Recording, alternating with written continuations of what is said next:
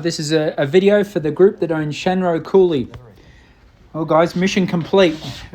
We took Dallas down to the Morven Park 4-star long, which has sort of been a goal for the whole season. And he did not disappoint. Actually, thinking back on the whole weekend, we couldn't have asked much more than Dallas. I felt like he was really, really good in every department. He put in a great dressage. He was a star in the cross country. He pulled up fit and sound, and then he came in and show jumped clear. So fourth place in the sort of national championships out of 30 horses, and 30 good horses. You know, we were right in amongst there's some sort of veteran 5-star horses that we're up against, and a lot of the top 4-star horses from all over the country as far as California. So we're in great company.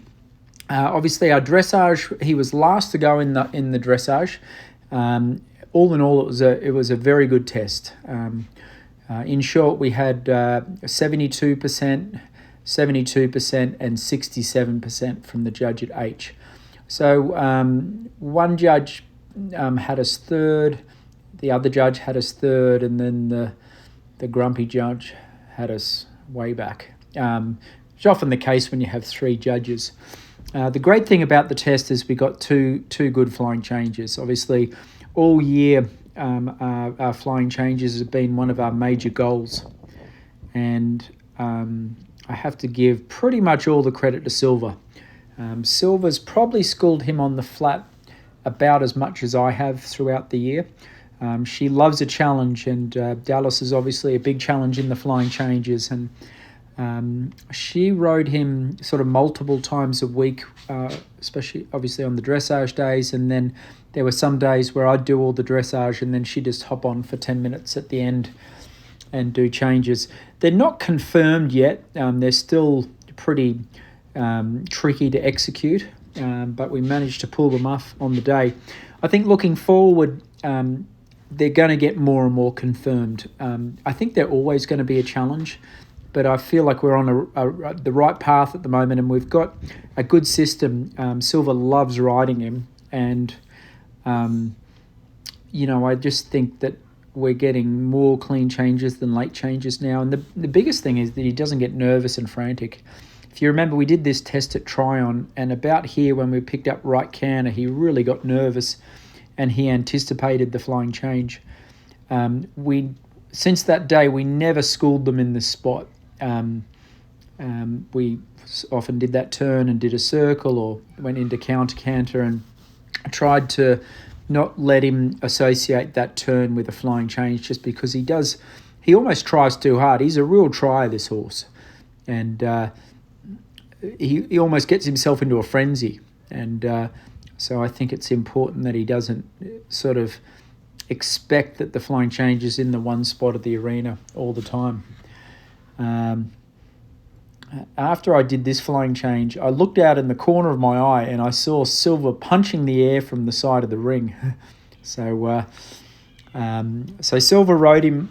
She trained me on Tuesday morning, and then she hopped on and did some flying changes. And then my instructions were not to do one flying change till I saw her again on Friday. And we did 2 in the training in the morning, and then we just left it at that. And it was so we're a little bit lucky that sort of avoiding them worrying about not doing them correctly at the moment sort of works, but eventually I've got to get confident, and it's not my strength, flying changes. So luckily I married a German dressage rider where it is her strength, and she's Silver's loved the challenge. So anyway, we scored a 29.1, and we were placed in 6th place. The cross country was a serious course. Sort of what we expected. Derek DeGrazio builds a monster track.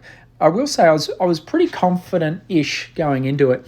He'd given me just a really good round at Tryon 4-star short, and we'd only done the 1 4-star, the 1 advanced together. The rest were 3 stars, and I feel like I got the hang of him riding him cross country.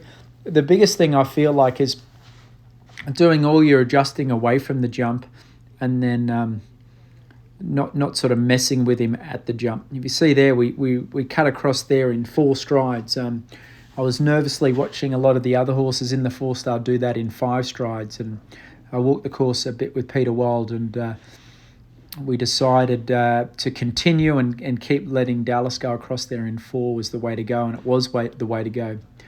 So we're about halfway around the course here, and we're actually ahead of the minute markers. So I think we're about 5 seconds up if you look at the clock on the bottom of the screen.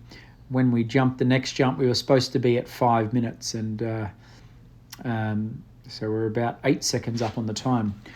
Maybe that was a bit of a mistake, because not far after this, he really sort of hit the wall and ran out of puff a bit. So maybe I set out a little quick. He does have a massive stride. He's got a really, really big step.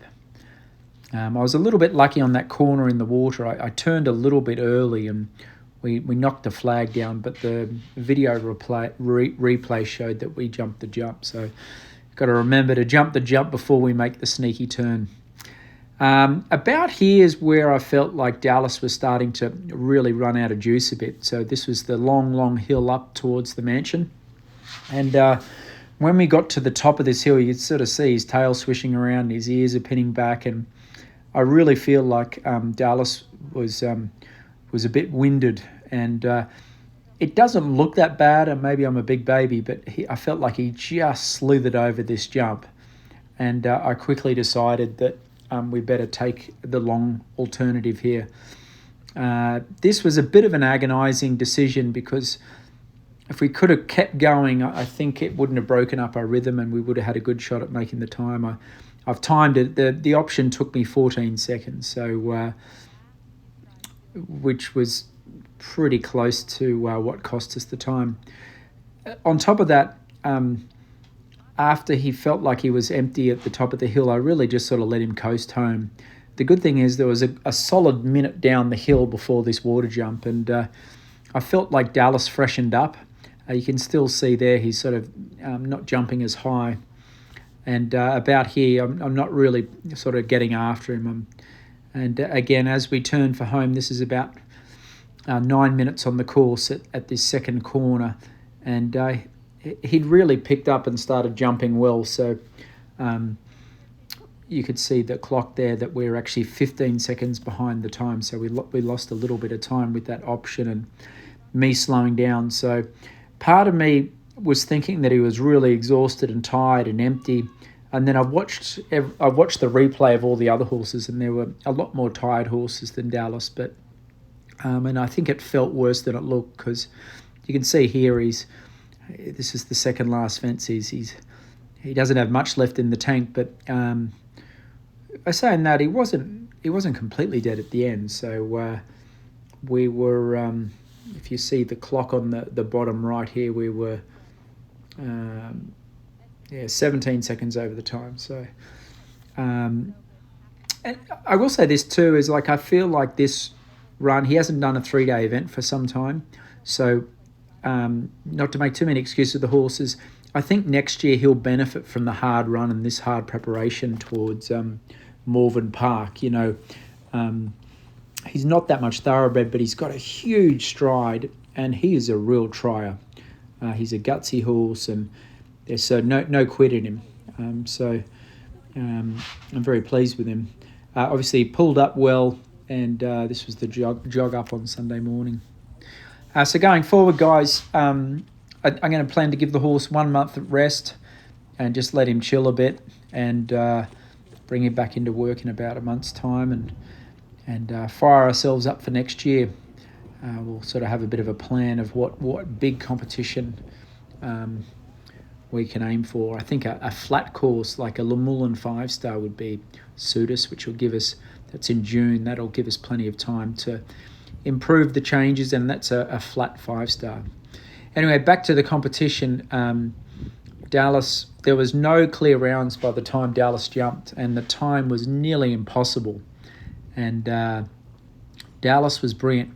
He was a little sticky in the warm-up, which he often is, especially at the Oxes, so I wasn't that panicked about it, but he was being ultra careful, and then he was a rock star. He is a careful horse, and he's a big jumper. I felt like I had to ride him a little bit rough.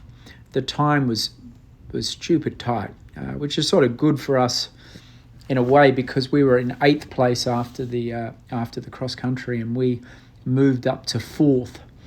I'm kicking myself. If I was just 1 or 2 seconds quicker on the cross country, we would have got bronze. But 4th place, we got some good prize money, and just very, very pleased and grateful to have Dallas. So thank you all for a wonderful year with Shanroe Cooley.